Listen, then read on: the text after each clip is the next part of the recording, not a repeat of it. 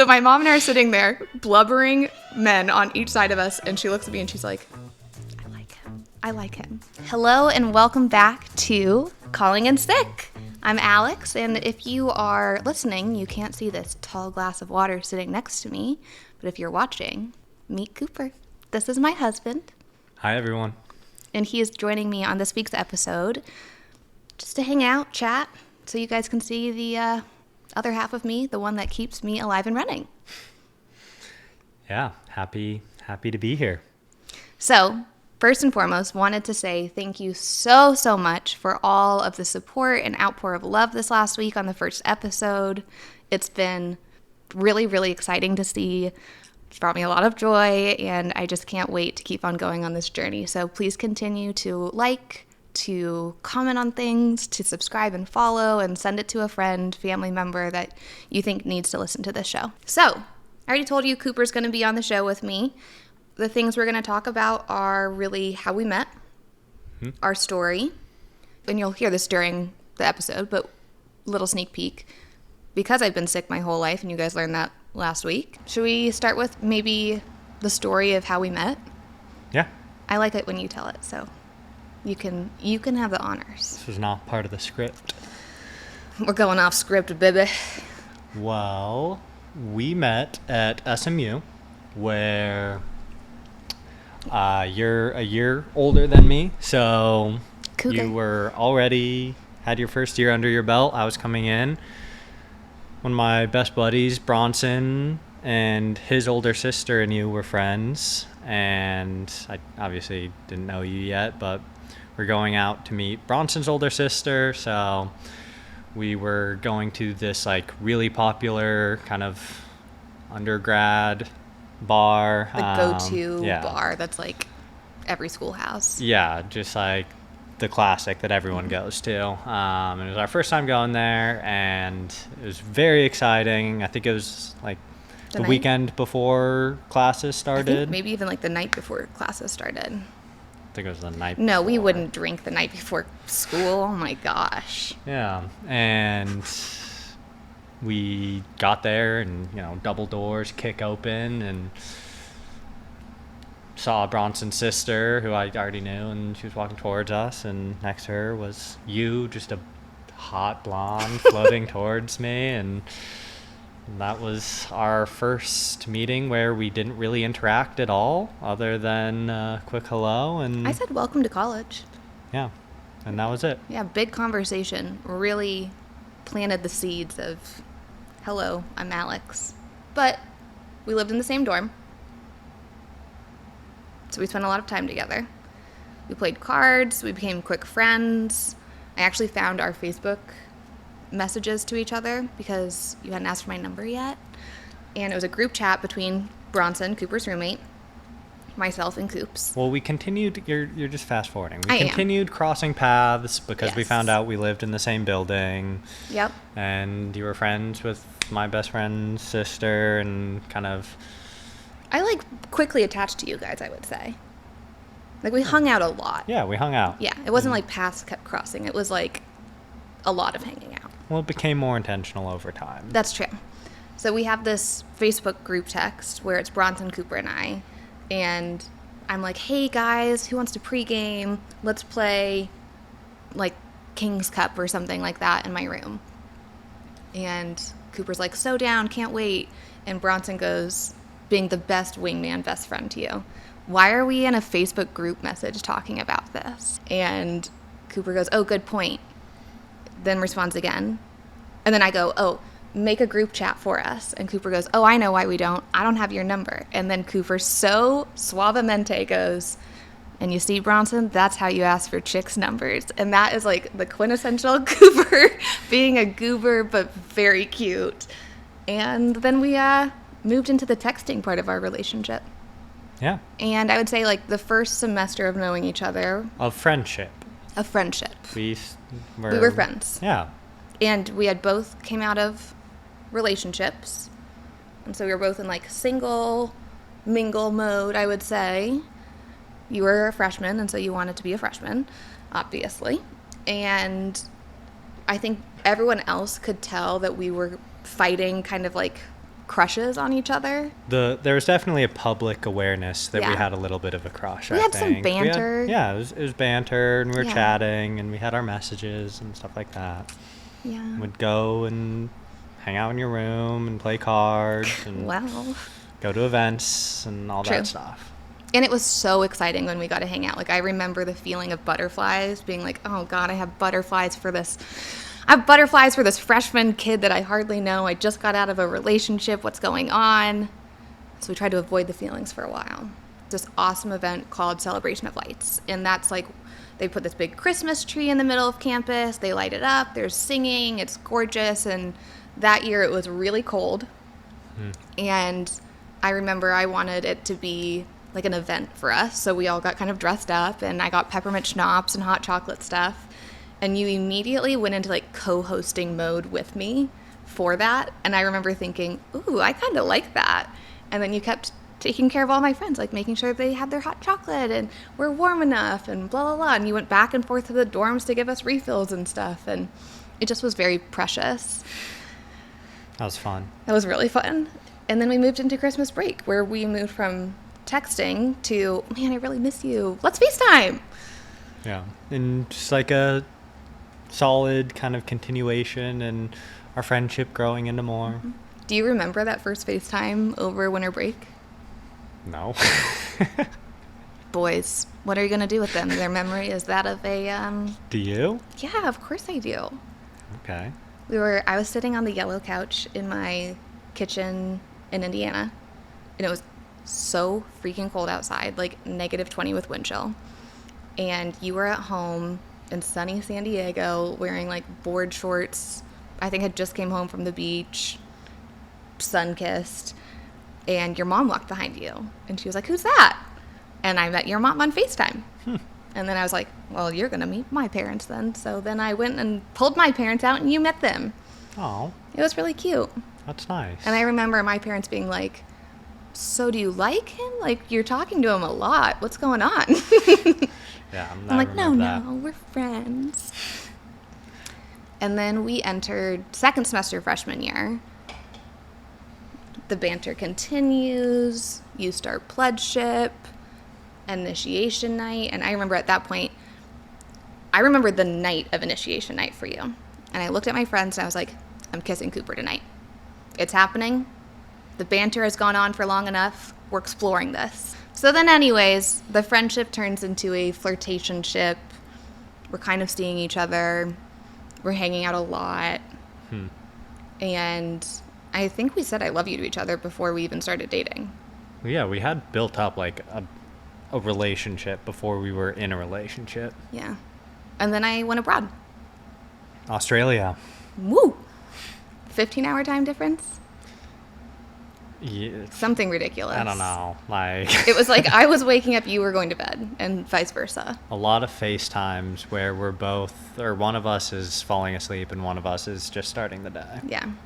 What was that like for you? Being like, oh, I finally, like, I methodically chased this girl. I got the girl, and now she's far away from me. Kind of BS, if you ask me. I don't know. It was fun. I had a lot of fun FaceTiming with you because I don't know. I'm a pretty private person. I'm not super chatty either, but we really did have like fun chatting. So I enjoyed FaceTiming you and chit-chatting about what you're doing. And I'd never been anywhere out of the country other than like Mexico by this point. So it's fun to hear about Australia and what you were doing. And it was nice. Lots of WhatsApp text messages. Yeah. Sent you pictures of koalas. That whole area you're at and all that. Yeah. And I'll share this story, I'm sure, in another episode, but I had a kidnapping experience while I was studying abroad, and Cooper was just such a rock to me. He definitely knew that I already had anxiety, but when I came back from Australia, the anxiety was at like an all-time high, I would say. Yeah. What was that like, seeing me kind of struggle I think probably kind of for the first time, seeing me really, really struggle? What was it like? I mean, it sucks every time when someone's like that, so not fun. Definitely kind of sad, but something that, you can get through, so. Can you just, maybe talk about like how you showed up for me during that time period? I think it was just letting you feel your feelings and give you a lot of reassurance that you're safe and taken care of and home, and get back to a sense of normalcy of your normal life, and walking to Banditos and getting a triple dipper dip and just going back to normalcy, I think, was the name of the game at that time. I think so too. I totally think so. And what you just said too, like letting me feel my feelings. I think one thing that is really beautiful that maybe came out of being friends first is that you learned how I process things before we were dating. Yeah. And I'm someone who is take the input, then verbally process it at the same time as explaining it to somebody else. Yeah. And all of your emotions are big, very felt. Everyone's aware of how you're feeling when you're feeling something. I wear my heart on my sleeve, for sure. Yeah. And you wear your heart under a lock and key and in a safety box that I have to yank out. Sometimes, most of the time. But anyways, it's worked out nicely for us. We have a good kind of balance, I think. Yeah.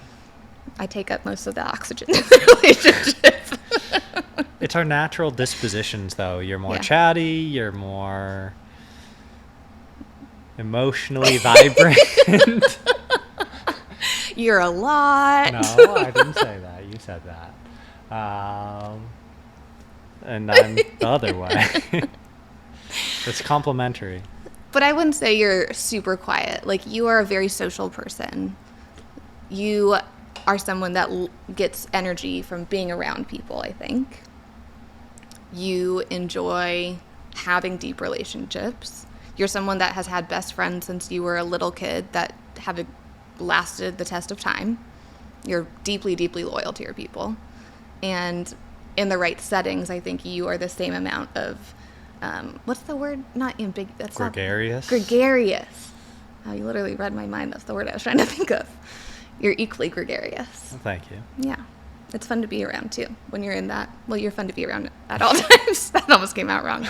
But it's really fun when you're in your, like, element like that, too. It's fun to watch. So, anyway, rest of college, junior year, I catch mono, like I told you guys last week. And so Cooper and I go from kind of our normal friendship, relationship, still being super social, to resting a lot and being at my apartment on Rosedale because I was really sick. And during that time, I think it's the first time that we like leaned into being homebodies together, playing house. Yeah, a little bit. I think we still kind of maintained a lot of our own lives in a more significant way. And then when you got mono, we started hanging out at your place more and making food together and drinking wine and watching movies. And like that wasn't really something that we'd done before. And you were also in that apartment instead of both like living on campus. That's true. I also think that's like the beginning of when I catfished you a little bit because I pretended like I could cook. Yeah. You're like, never will forget that one. But I also introduced you to good wine. One of the cutest things that Cooper did, so my family is very into wine. My dad's an avid wine collector. We do like family tasting, blind tastings together. I'm shocked that no one has gone for their somm license yet in my family. And Cooper knew that. And when I studied abroad, he decided to learn to appreciate wine. And try to appreciate wine. The wine that you were appreciating was like $3 or $2 chuck from TJ's. Yeah. And I think it was like ripping off the Band-Aid to liking the taste of wine. Yeah, it was bang for the buck. I didn't really know what I was going for, but I was like, all right, I'll start figuring out what they're all about. Mm-hmm. And then we started drinking wine together, and my parents ruined my taste buds on wine. Like, I will admit it, I am bougie when it comes to wine, very much, and will not drink shitty wine. And I exposed you to that, and now you're the same. I appreciate that, honestly. Wow, because it was You don't get a hangover from bad wine. Yeah. I mean, from good wine. And from good wine, and it tastes a lot better. And you enjoy it. It's like an action, not just consuming to get drunk, I would say. But, sometimes those lines get blurred. Where were we going with this? We played talking about the transition Oh, from yeah. like kind of social on campus life to kind of playing house a little bit together. You got mono. We tried to buy a dog like 3 times together. We. Yeah, I'm going to say we. You equally fell in love with Blue. You know you did. I know. You cried. Okay. Don't bring it up. I wasn't going to cry. Jumping forward, but one of my favorite things that when Cooper first came home to Indiana to hang out with my family, we watched some movie with my parents. Oh, It wasn't Marley and Me. No, it was like a dog's purpose or something. Yeah, I think so. And one thing about my dad that you guys will also grow to learn is he is a teddy bear. Any movie about dogs, that man will cry. And I learned that Cooper is the same, despite the fact that he never had a dog growing up. Everyone with a heart cries during that movie. Yeah, except for my mom and I. So my mom and I are sitting there, blubbering men on each side of us, and she looks at me and she's like, I like him. And that's when you won some more brownie points with my family, because my dad was like, real men feel feelings. And my mom just thought it was precious that you and my dad both have the same kind of tenderness. Good movie. It's a really good movie. But anyways. So we have this kind of like playing house time period in our life, and it was really, really fun. And I'm doing Enbrel injections at that time period. So like I said last week, it's just kind of annoying that I have this thing, but it's not really prominent in our lives. Yeah, it was literally like it. Once a week, I'd give myself a shot, and you would sit with me. I don't think it impacted our day-to-day lives really at all at this point. Even the flare-up that I had that was big junior year after mono, I would say that is still like a blip relative to what we've experienced the last 5 years. It was, comparatively. And even that time, like we spent time in the ER together. I started infusion IV biologics, which is kind of similar to chemotherapy in a way. And you would go with me to those, and I'd be down for like a day or two. But that was it. Few and far between, and quick Yep. recovery. It didn't really. I mean, I think I went out to dinner once after a Remicade infusion with you. Probably. I'd like barely even remember it. Yeah. It was like, oh, well, okay, I guess 4 hours out of our day. You know, or something. So frustrating. But anyways. But we normalized it. It just was like, okay, that's just a part of our life. That's part of our days. No big deal. And when I graduated, I decided to stop taking Remicade because I didn't want to take the time off from work. Lol. And I went on Humira, which is biosimilar to Enbrel. What did you think about that decision? I don't know that I had thoughts on it at this point. Now, looking back, are you like, that probably is the first time I was in denial? Or not the first time, but like I was super in denial about being sick? No, I don't think so. I really don't think it like had a big like effect on me, and it wasn't super noticeable until banking for me. Yeah. At this point, it seemed like, okay, she wants to switch medicines. This is fine. I don't really understand anything at this point that well, but at least I can kind of be around and be helpful. And it hadn't impacted our lives where it was taking up that much brain space, honestly. Yeah. And then we hit banking, and I'm not sleeping. I'm not taking care of myself. I'm eating like shit. I'm drinking a ton. I'm having like 8 espressos a day, cracked out on Adderall. Not the best version of myself and not healthy. And I get a double kidney infection and bladder infection. And you were driving down from Dallas to Houston to visit me because Cooper was a senior when I was in my first year of banking. And I remember you being like, oh no, this is different. This is not what we've experienced before. And it was scary. Yeah. That's when, like, your health hadn't really entered, like, my big realm of concern until that point. And then I was like, whoa, okay, this is more serious than I realized. And I mean, you were full throttle with everything. You were either working until like 2 a.m. and then going to bed, or like really wanting sick. to go have fun all day, or like really sick the whole time. There's like no 50%. Yeah, you were full tilt on every Do you think, element of that. Was that new in banking, or was I that way in college, and am I that way now? That was where it was most obvious because of the environment and because of the health stuff getting Kicked more up. severe and like actually impacting our day to day a lot more, I think. Yeah.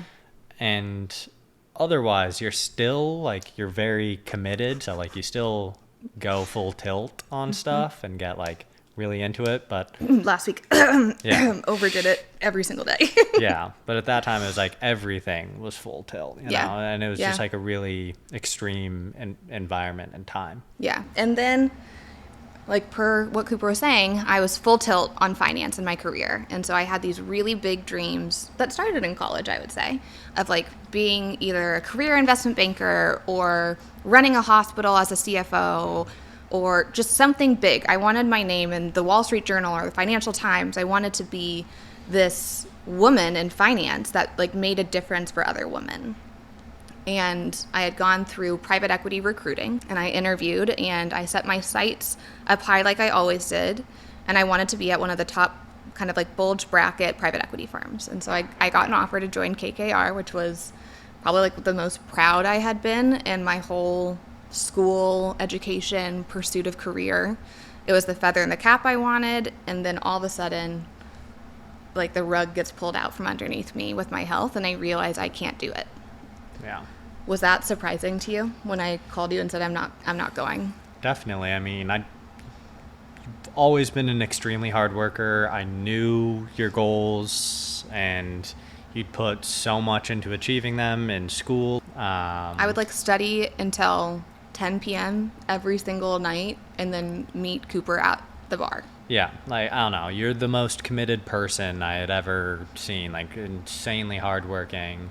So, yeah, it was really shocking because that's all the dreams you had been telling me about for a long time and something that, you know, you'd worked really hard to get to. So, yeah, it was shocking for sure.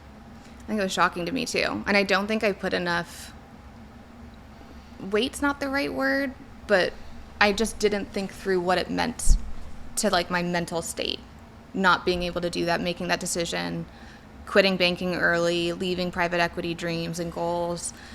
And I just kind of spiraled. And looking back now, it's so clear to me that I was in this depressive state because I was so sick, and like my identity was shifting out of I'm not sick, I can overcome anything, this is a blip in my life, to I have to take this seriously. This is going to kill me if I don't.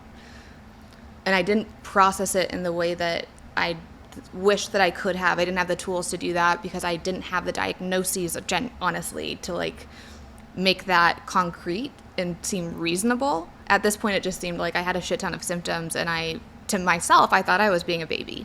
I thought I was being a huge wuss. Well, just in an environment that wasn't conducive to you, like, being healthy in Yeah. any way. Yeah, true.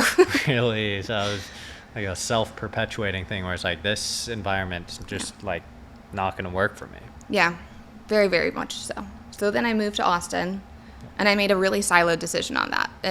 However much Cooper and I were starting to dream this plan of a life together, I was in such like a spiral, me-focused mentality, I would say, leaving banking, that I made randomly a move to Austin. I don't even really know what caused me to pick that, but I knew I wanted to be near family. I didn't want to move back home to Indiana, so I think that's why. And my sister was living in Austin, and she was pregnant with her first baby, and I also knew that I wanted to be an aunt that lived close to my niece and nephew so that I could be deeply involved in their life. So I moved to Austin, and thank the dear Lord above, Cooper is just like, yeah, okay. Well, it wasn't just like, yeah, okay. I was graduating. I always wanted to go home to San Diego. Yeah. And it was like, okay, are you two going to go for this? Or are you going to move home and things probably like Fizzle out. Gonna, like, I don't know how things could work out. So I think it was something that we both wanted. So I was like, all right, hell yeah, Austin it is. The Austin market at this time, Austin is not, when I had moved there, Austin was not what it is today. So there weren't a ton of job opportunities. It was not a tech hub. It was nothing that it is right now. And when you were recruiting, you were like, there's like one marketing agency, Alex. Like, this is not going to work. So you ended up getting a job in Fort Worth where you commuted every single day, an hour each way. And then on the weekends, Cooper would drive down to Austin to see me, which is what he did his entire senior year of college, drove to Houston to come see me.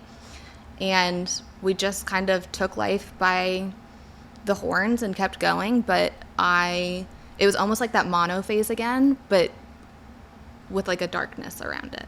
It was a tumultuous time. It was Yeah. a lot of working. I'd literally, like you said, I would just drive down. I was living in Dallas. I feel like the story, to make clear, I was still living in Dallas. Yes. I was working at the same job in Fort Worth, driving to Fort Worth for work every day, and then at the end of work on Fridays, I'd drive down to Austin, spend the weekend there, and then I'd drive back to Fort Worth Monday morning and then back to Dallas. At like 4 a.m. Yeah. And then later in life, moved to into Austin. Yeah. But yeah, I don't know. I feel like that time was just transitioning, and you I was so sick. just like in kind of a post-banking, I thought I was just needing tired. to rest and Yeah. get out of that environment, I guess. I think we both chalked it up to like, oh, Alex is just exhausted from the last year, which seemed reasonable.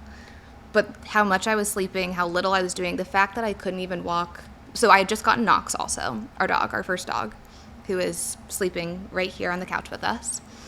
She's so cute. I couldn't even get out of bed to like take her out on a walk 3 times a day. So I ended up hiring somebody to help me do that. And now looking back, it's very obvious that I was just incredibly sick and probably really depressed because I was going through this identity shift.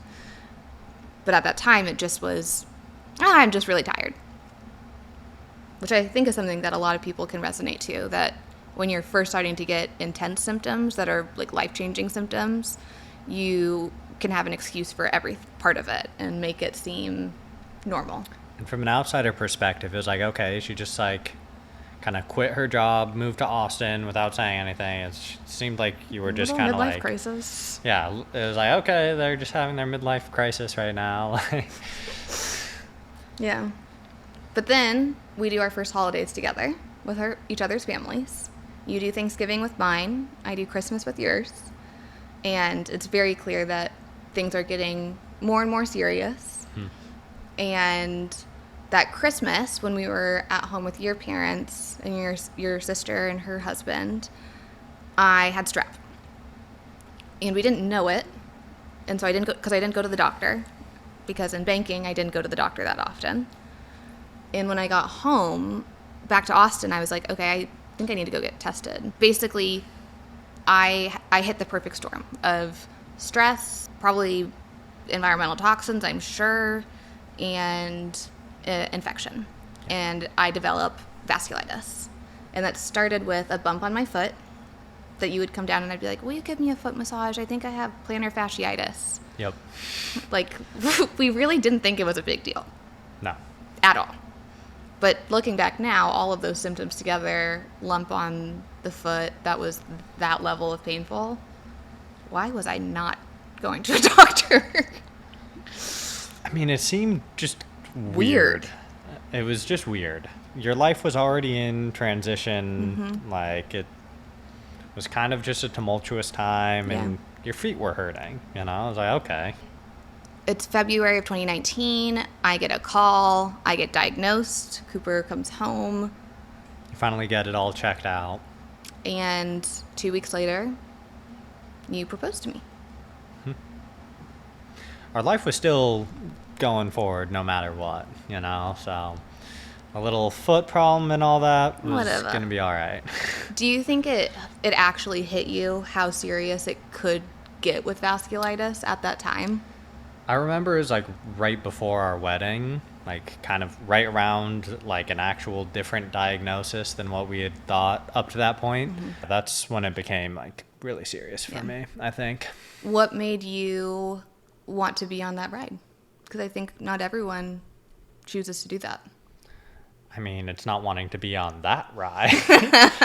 I was and am, you know, in love with you as a person, and, you know, I was never someone who was raised to think like you don't, you know, you abandon your partner if they're having a struggle. That's the time you like lean in together. You know? And that's, I think, always been my mentality about it. And that's, I think, how you act too, is, you know, that's the time to pick people up. And that's how we went into it.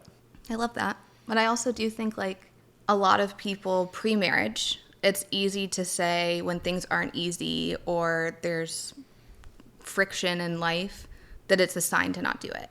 And I think you and I each have had lots of conversations with our friends that are in dating scenarios, and they say, it's just not working. This is supposed to be so much easier. This is supposed to be so much lighter, blah, blah, blah. But I love, and it makes sense to me that our story is what it is. Yeah, and everything else was amazing, working out so amazingly. It was like, okay, there's this one thing. The foundation was fantastic, despite circumstance. Yeah. I do have to say, like, even in college and banking and whatnot, and obviously now, that, like, our relationship and how strong it is and the foundation of it is hands down the one thing I am the most proud of in my life. Absolutely. And at that time period, I think it's funny because I don't know if we appreciated it to this level. Well, I mean... We hadn't gotten tested like we did the last 5 years yet. Yeah, but looking at where we are now, I mean, it's just been amazing to, like, lean into each other and still have that fantastic part of our life where everything is still really great despite, again, like, some shitty circumstances. Yeah, very true. Okay, so during our engagement year, it wasn't like all flowers and daisies. We had probably 3 hospital stays, 5 to 10 ER visits. It was a absolute shit show. And the symptoms I was having weren't developed enough to really make a pop on diagnostic testing and whatnot. So there was a lot of frustration internally for us with the disease of what's going on. And they weren't light symptoms either. It would be like losing sensation down my entire arm while driving to work and then fainting, or having 4 kidney stones at the same time, or...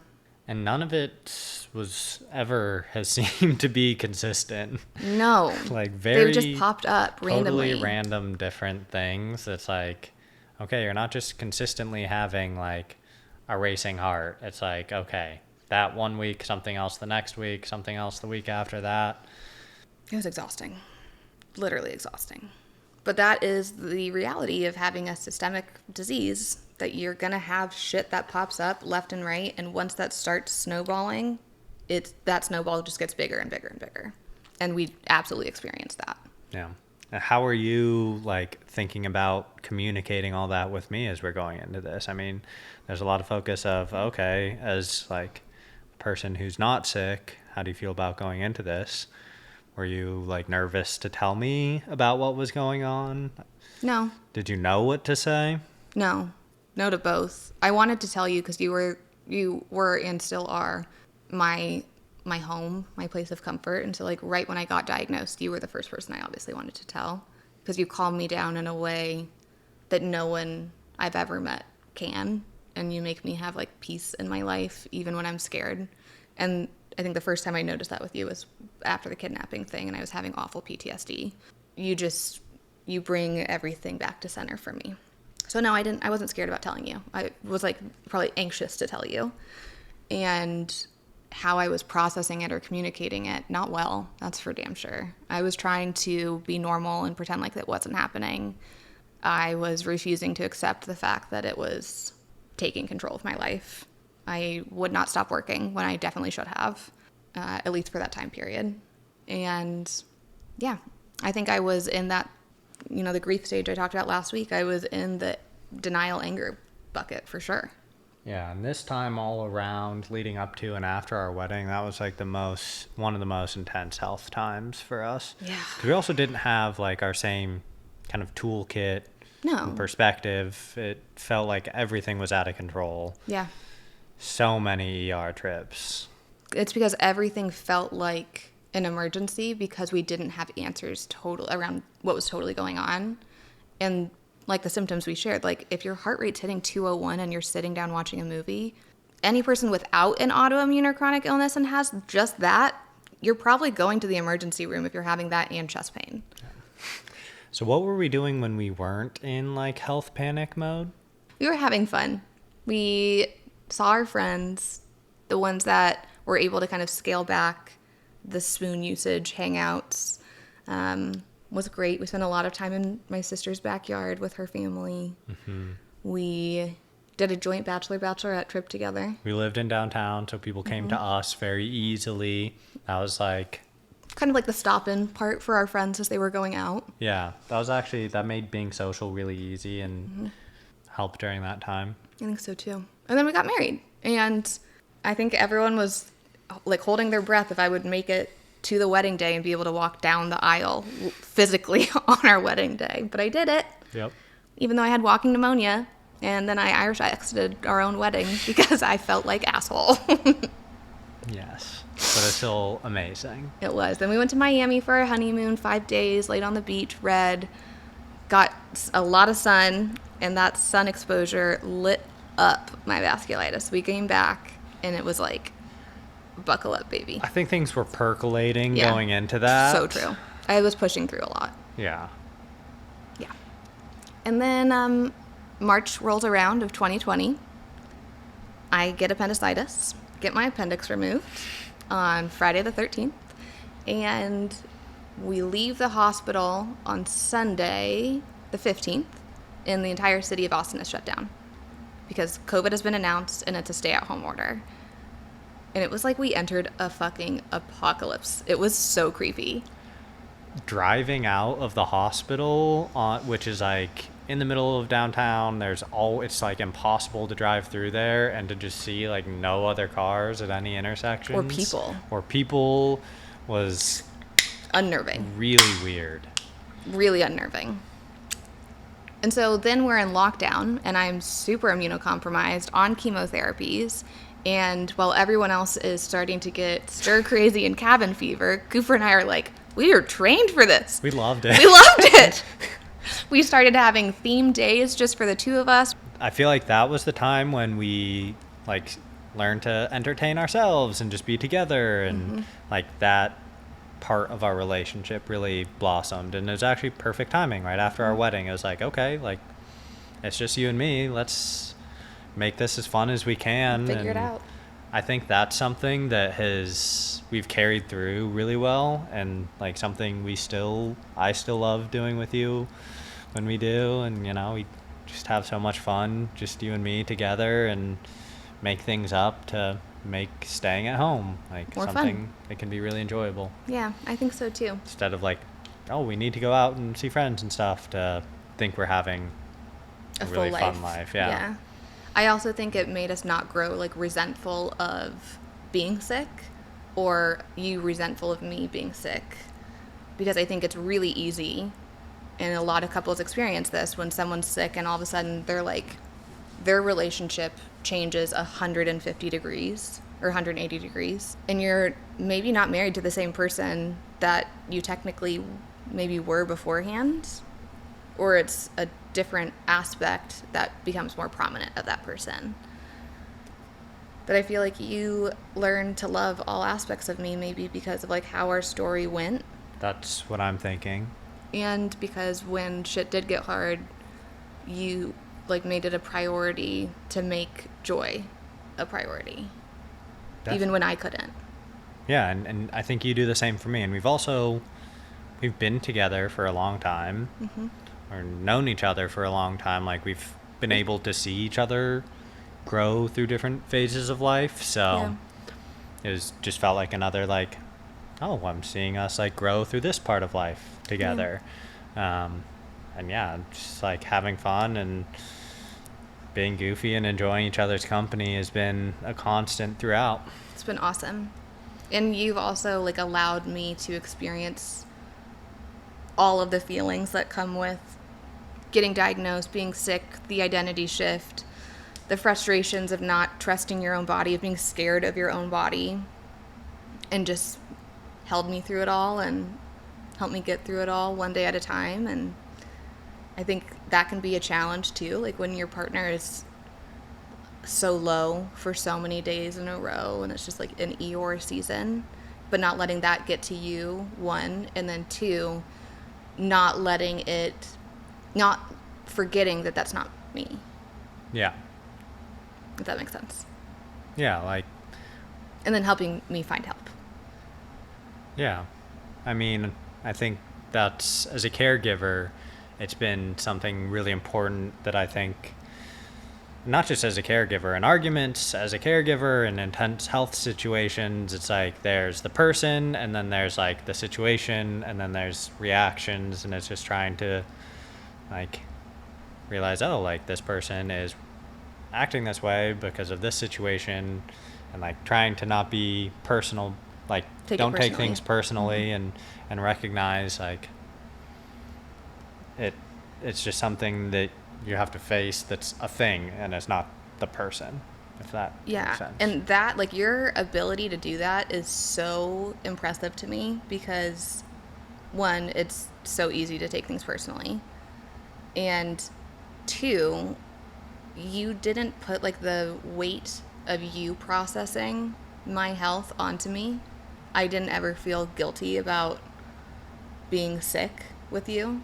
And there's a lot of people in my life that have made me feel that way, or that it's my responsibility to, you know, soothe their emotions about my health. And you didn't put that on me. And I think that as a caregiver, like, that's huge. Obviously, there have been times where, of course, you do, and you break down and you're upset about what's going on, and you lean on me for that. Yeah. And I love that I can be there for you for that. But broad strokes, like, the fact that you've really never made me have that weight has been pretty spectacular. I'm really glad to hear that. I love you. So that was, I know, like, I guess the next 5 years are a lot of us learning how to deal with and process and move through the disease and shifting our identities, and, you know, it involved surgeries and chemotherapies and IVF, and everything was a blur. And then all of a sudden I started posting OOTDs and sharing my story a bit online, and that was like a little scary to do. What were your thoughts when I said I want to do this? Do the podcast? No, I think just like start sharing on social media. I mean, I really liked the OOTDs because it was really, you've always been fashionable, and like that was always a fun part of you going out, and like you've always appreciated fashion and stuff, so it was fun to see you like during COVID and while you're not feeling good still be able to do that. It was a good tool. It was a good tool to like fix the depression, get out of bed every day. Yeah, so that I think was just like a happy thing. Yeah. And then as you started sharing more of the health stuff, I think because I'm pretty private, it was like, okay, like I don't know.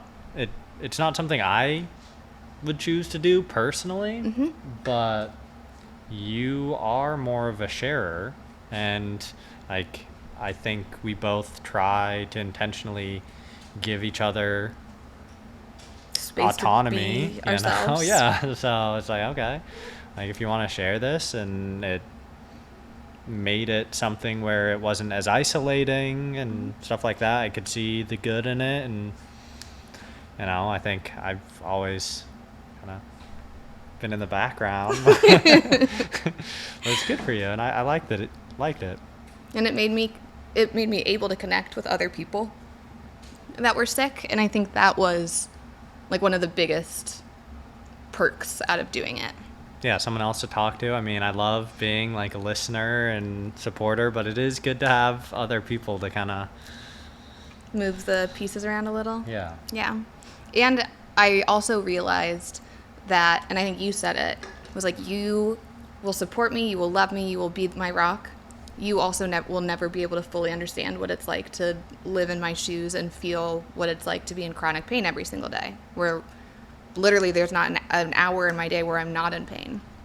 And so when I've been able to connect with people that do live that life and sit in those shoes or wear those shoes, it's been really liberating to talk in a different way with those folks. And I don't know, I feel like that's when I started having like really dark humor, but it was funny. Also, after a certain point, I think you know a lot of what I would say. Yeah. And like, you just need someone else's perspective sometimes in this health stuff and relationships and the combination of two, for sure. And that can be a friend, and that can also be a therapist, because your loved ones, your little circle and community are your rock, but they are not trained professionals. And if you are in a place where you're getting diagnosed and you're struggling, I cannot stress it enough. Therapy is so helpful. It's awesome. And it's worth the investment, because it's not just for you. You're investing in like your family's life. For sure. And I So- think that's all, I guess that perspective too is like one of the ways that you've always helped me not feel guilty about being sick. And like we spend 40 to 60% of our income on my health. And you've always phrased it as we're investing in our future together. Yeah. And that's been very, very helpful. And that's what we're doing, you know, it's worth it. Maybe we spend the rest of this just kind of reflect for a second. And I was thinking about like the 2 things I'm super proud of you about during the last 10 years. And one of them is your ability to stay calm and balanced during intense time periods. That has allowed us to navigate things in a different way, I think. If everything was at my energy, which is 0 or 100, all of this health stuff would have been even more chaotic, and it was really chaotic. So that, I think, is something you should be very proud of, because I'm really proud of that for you. Thank you. And the second thing that I'm super proud of you is something that's come about in the last year or 2, and that is you recognizing and prioritizing your cup, because you cannot pour out of your cup if it is empty. And when I think about what that's like, I think it's kind of similar to getting diagnosed and that identity shift of if I do X, will Y happen? And for a long time, rightly so, you sat in this mindset of like, if I leave Alex even to go to the gym for an hour, if something goes wrong, I can't carry that burden of guilt. And we were just really scared all the time. What do you think helped you get out of that? Because now you are really good about like going to the gym, doing your routine, doing what is good and important for you to keep your cup full. Yeah. Well, I think that communication was a big part of that. Well, we learned a lot about your health and like when things are like More or less serious. more or less serious. Yeah. You know, which was big. And you being able to tell me clearly, like, hey, this is serious, stick around, and not, and like honestly, and for us to build up that I know you're going to tell me. And be truthful. And be truthful about where you're at. And I could just be like, hey, like really where are we at today? Gave me more comfortability, for sure. And I think that was one of the biggest. And I also just recognize like, oh, like I am like not doing great. Like I don't feel good. I don't feel like myself. And I just didn't want that anymore. And you were really encouraging, like you got to a place where I was doing good. you were doing better, and then you started encouraging me to like reflect as well. And I was like, okay. And the reflection and the communication and all that kind of came together where I was like, okay, like I can't keep doing this, because there's a point where I was the stress was physically skinny, hitting stressed, and very hard time. Yeah. I think that's like another part of our relationship I really like, is that we push each other to grow in really gentle ways. Yeah. It's never like, you're depressed, you need to do better. It's like, hey, I'm getting a little worried about you. I was thinking, this usually helps you. How can I help you explore that? Yeah. And I love that we approach it like that. Yeah. And we also know when there's times to just not talk about it and just love on each other. Yep. It's pretty cool. What was the... 2 things for you? Okay. Oh, no, were you going to say something else? No, you can say 2 things that you're proud of about me. Lay it on thick, babe. Just a couple. Casual. I think one is just how positive you can be. That's like real positive.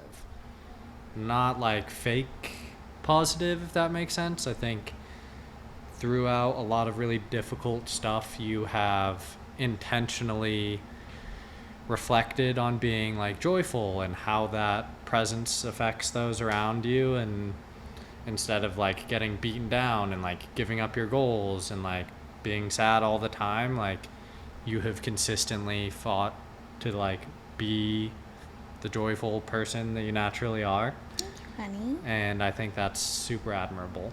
I think a lot of people in similar positions I've seen can just kind of, I've seen people like lose the will to like be happy and like choose joy and try to do things, and you have never like surrendered, and I really appreciate that. Thank you. I think it's my 0 or 100. Like, I will have really, really low times, but I don't want to stick in them, and I know life is a choice, and it's a privilege that we get to live. And so if there are things I can do to find that joy and find that lens to look through, I want to always do them. And I think you've also really leaned into like your compassionate side of trying to like use your hardships to inform others, and like, you know, your daily gratitude journal and stuff like that you share with me, and like you try to use your tools and like share them with others. So I think that's also really awesome, and two things I'm very proud that I've seen you develop over this time. Thank you, honey. Was that even what we were talking about? What was the two things we were That we're proud of each other about? Yeah, okay. What piece of advice would you have given yourself when I first got diagnosed? I mean, it would have been to take better care of myself. Yeah, I agree with that completely. Like, just... That took like 3.5 years to get to that point. It took too long, and I could have... I think I would have been happier, and I've realized I'm a better person and caregiver when I really do, like, take care of myself better. So yeah. I think that is the first thing. I fully agree with that, and I love that you gave that as the number one thing. I love that. It makes a huge difference. It does. It because it trickles down. Just like me working through the grief of getting diagnosed, that trickles down to you. Yeah. It's the whole thing is like it's when you are married or a partner to somebody, even though it's aspects of yourself, they are things that impact your unit, your home life. Because when you walk into a room, you feel that energy. It is undeniable of where people stand. Because your home is where you take off any mask or, you know, can spill down and be the raw version of you or have the meltdowns or whatnot. And so, yeah, I think like putting an effort to make you better is for the family. Like it's an investment in everybody. What's yours? I wish I would have told myself that, so many things. To take a breath, which is the one thing nobody wants to hear when they're in that space. Everything felt like the end of the world. Nothing felt like it was going to work. I've talked about it before. I had an ego about being sick and being complicated. Rightly so, because of what doctors and the NIH and my community told me, that like my health was complicated and confusing. And I wish I would have just taken a breath to be like, it can all work out. It can be okay. These symptoms can get better. Just take a breath. Like literally take a minute. Try to get your nervous system to calm down and cool off, because that is one thing that will help you no matter what. So I think that. It's a good one. Or to tell people sooner. I think I struggled by trying to be two people at the same time for a really long time. But I think that's something that all of us do. Hindsight. Hindsight, baby. All right, last thing, and then we'll wrap up this episode, is what about living a life with someone that is chronically ill has been a good surprise to you? I think there's a personal worry, and a lot of people like are concerned that you miss out on life, that you're gonna like, it's gonna be awful. You're gonna sacrifice so much that it's gonna suck, and you're just not gonna live like a full life. And I think, and people literally tell you that to your face. Yeah. And I think you naturally worry about it yourself, because you're like, true. And when you're in like a months long like issue, you're like, God, am I ever gonna get out of this? But I do think that like, not only can you live a full life, you can really learn to be more appreciative, and like it can be more rewarding than you ever really expect, just because like the good times are so much like sweeter. Like and earned. Yeah, like I think you really get a sense of like appreciation. And I think our relationship, like we have gotten just so much closer. Yeah. And like, I feel like we have a really like strong, fantastic relationship that could get through anything just because we've gone through some really difficult stuff. So yeah, that's it for me. I like that answer, and I totally echo it. I think it adds a layer of appreciation at a maybe earlier age. Whatever age you're at. It just gives you a lot of perspective. A lot of perspective. And I also think if you can get to the point where you have good communication with your partner, you can get to the point where you can like joke and laugh, and you know, not everything has to be so serious. And I love that we've entered that phase. And that we can kind of like poke fun of some of the bullshit that happens. You got it, right? Yeah, like last night I thought I had a tick on my butt cheek. And when I have been particularly stressed, I will chaotically hold on to a symptom and make it the biggest deal because I want to channel my control onto something. Thanks, therapy, for helping me understand that bit about myself. Anyway, it turned out to be a mole that I had scraped off and scabbed, and the scab, to my defense, looked a little shelly, ticky, shell-like, and had a red ring around it. Cooper's like, no fucking way, it looks like a scab. And after it was found out that it was indeed a scab, we did get to have a good chuckle and laugh that, alas, that's me having a nice little spiral. Yep. And it made it a lot lighter, because you could have been like, Alex, you need to not do this, or like, why did you think that? It's so dumb. You could have said anything to make me feel bad or guilty about it, and instead you were like, let's just giggle about it. I mean, You gotta watch out for those scabs. But yeah, and now we're gonna go appreciate the beautiful day outside. And Thanks for joining us, and we'll have another episode where Cooper comes on, and maybe we talk a little bit more about caregiving or dating and marriage. I really want to do an episode on like how we've kept the spark alive and some intimacy. Ooh. But we'll save that for another day. So thanks for being with us. It's been a lovely Monday with y'all. Please make sure you like, subscribe, follow, send to a friend or a family member that needs to hear this podcast. And I'm just really excited to be on this journey with you guys. And You too. yeah. Thanks, y'all. Bye. Bye.